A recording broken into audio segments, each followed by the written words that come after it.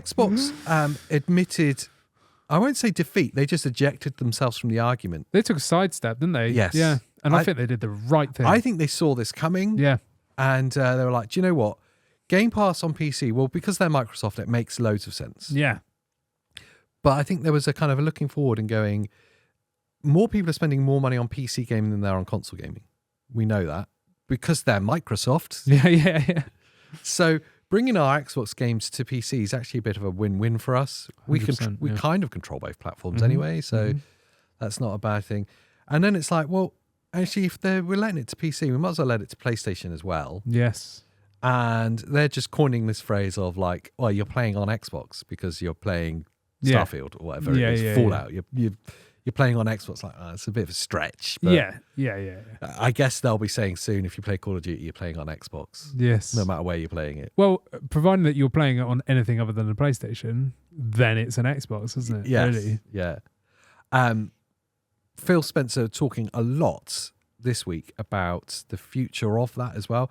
Firstly, on the games, he was just kind of doubling down like, our games are going to be multi-platform. They just are. We still love our hardware and we still think it's the definitive way to play our games, which I disagree with. Yeah. But I get it. And the hardware is a compelling offering. It's usually very reasonably priced. Yes. Power-wise, pound for pound, it outperforms a PlayStation. But things like the backwards compatibility of the discs and stuff, I think it's a compelling offer if you're going to buy a console. I was going to say, it's a compelling offer for average gamers that don't want to buy a PC or faff. Do you know what I mean? Like, they can go to the shop, they can go to Tesco or like their supermarket and just go, I'll have that. Do you know what I mean? The really cool thing is, like, you could have the latest Xbox, but you can go into your local Games Exchange, CEX or whatever, pick up that Xbox 360 game that you loved and pop it in, and 99% of them will probably work. Yeah, it's a win, isn't it? That's really cool. Yeah, massive. But they're saying, that's just a small part of what Xbox actually is now. Yeah. We don't care if you want to play it on your phone, if you want to play it on your Ally X, you want to play it on your PC. Yeah. We want that game to be playable everywhere. And if you've got multiple of those, we want it to go with you. Yeah. We'll continue also doing our work with Nintendo and with PlayStation. Nintendo will continue being a console forever and being a walled garden. Yeah. Because Nintendo isn't a console. Nintendo is a platform. Yes. Yeah. It's a publisher. Yes, absolutely. And they kind of need to stay small to stay relevant and big in a way. They would get lost otherwise, I feel, because the many Xbox games and PlayStation games are across borders. The same kind of things. Yeah. And then it all sort of mixes with PC. It's like the triangle and then Nintendo in the middle. Yeah. Just like, We'll do our own thing. There. Yeah. But beyond the games, he was actually then talking about operating systems, which is actually the really pertinent bit about PC gaming kind of winning going forward. We've talked about it a lot with the handhelds. Yes. The desperate need for there to be a gaming-orientated operating system. Absolutely. We coined it as Xbox OS. Oh, yes. Yeah. And I heard him say Xbox operating system, and I was like, they're going to do it. They're going to call us Xbox OS.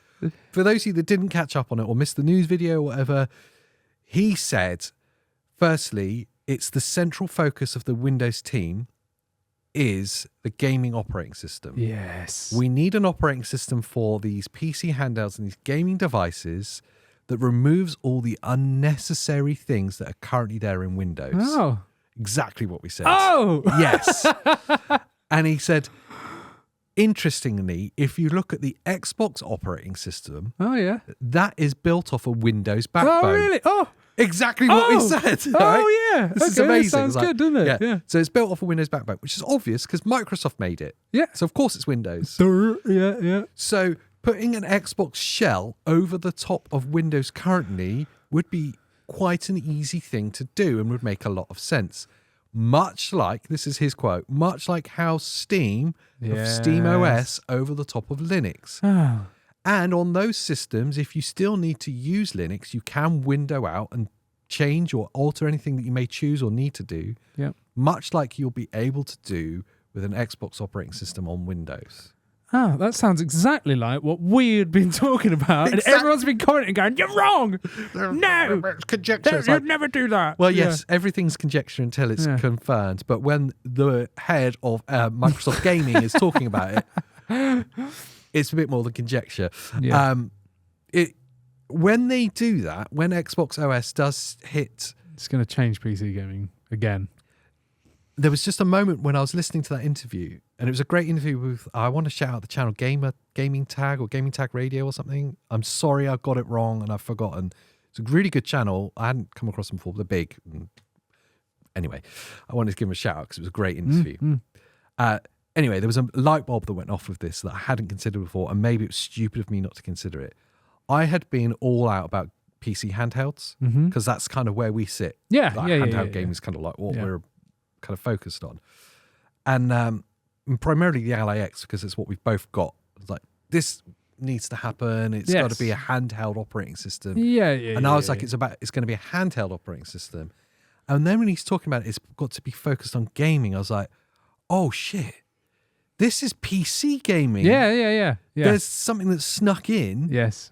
How do they make the entire PC gaming ecosystem more accessible? Yes. And more of a console-like experience. Like, that's I should have probably made my thoughts about it more clear, because that's exactly what I've been thinking this whole time. No, I've been like, it's all about handhelds. But well, it's like, it stems from that. Yes. But then it completely changes everything everywhere for PC gaming. Like you were saying, most people, or a lot of people that PC game tend to like boot into Steam Big Picture mode and have this kind of console-like experience. And now so much controller support is available.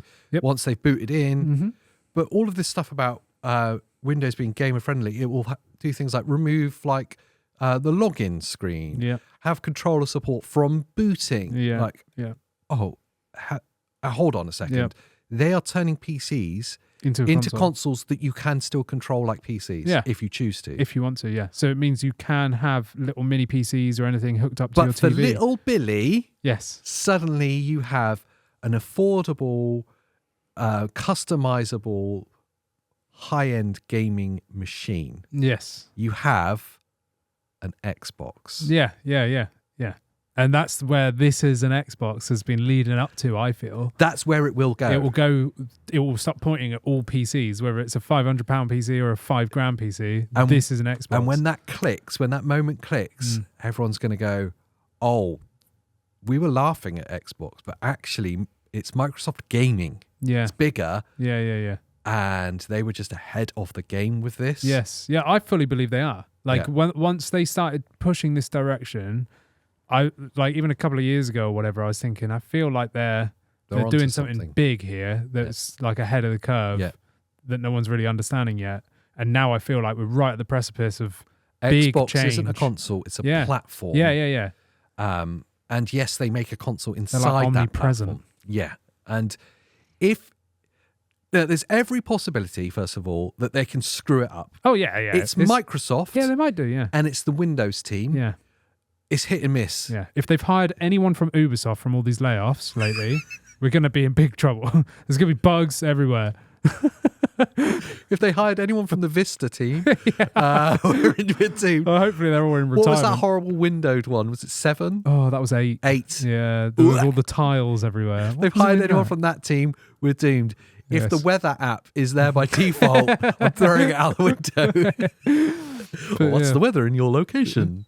He's giving it to me in Fahrenheit. Honestly, why is this happening? What even is that measurement? Here's the news near you in California. Yes. What? Yeah. What? Yeah. There's every possibility they can screw up, but if they get this right, if the pacing of it's right and the execution's right, and they delete OneDrive, just stop marketing that. It suddenly makes the whole thing make sense. PC gaming becomes super, super accessible. The handhelds like the ROG Ally X and all the others like the Lenovo Legion Go and stuff are incredible, compelling offerings. It could be your standalone device. You can have a hybrid console from it. Or for those with deeper pockets, it can be part of a bigger setup. Yeah, like a companion device. A companion device that is a perfect companion device because the same game, same save state is available. And the same operating system now. Same operating system. So that's going to literally be like playing on your Xbox and then leaving with your Xbox. There's not going to be a disparity there between them. The compelling offering that is, it could change everything. Oh, yeah. And for certain would mean PC gaming comes out weirdly as the winner of the console wars. Yeah. When it was never part of it. Unless Nintendo make Nintendo OS. I want a PC running Nintendo OS.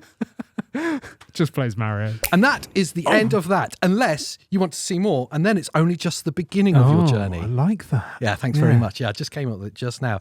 Yes, that was the end of that clip of the podcast. If you want to see what we're talking about actually in a full podcast fashion, then click on the link there and watch it. And maybe subscribe as you leave, or like before you leave. Like before you leave. Nice catchphrase, that. Oh.